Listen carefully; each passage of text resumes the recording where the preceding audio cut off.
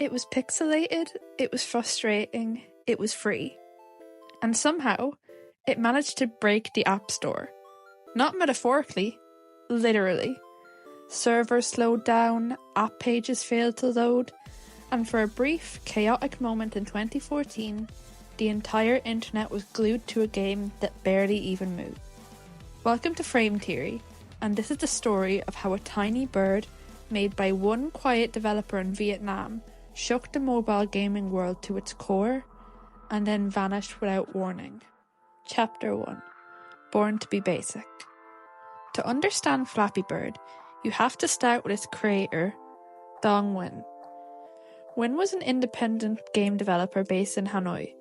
He worked under a one-man label, Gears Studio, and specialised in creating ultra-simple games with an old-school aesthetic and unforgiving difficulty. In May 2013, he released Flappy Bird. No fanfare, no marketing, just a free game with retro graphics and a simple challenge.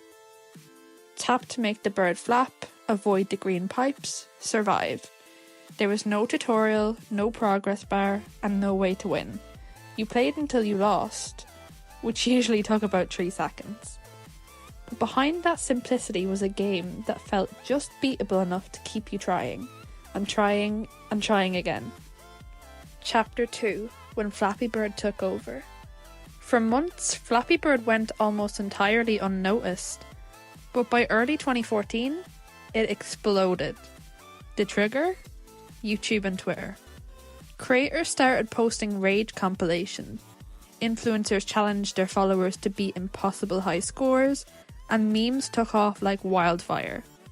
People were playing it on the bus, in class, at work, everywhere.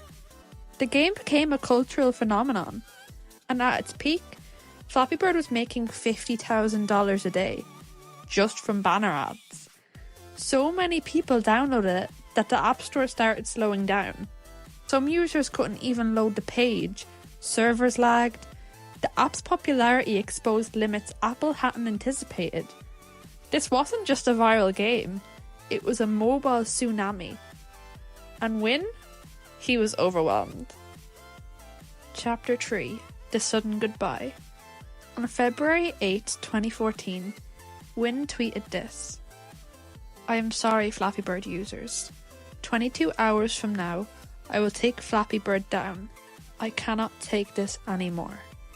No warning, no details, just a quiet farewell from the person who had unintentionally created the most viral game in the world.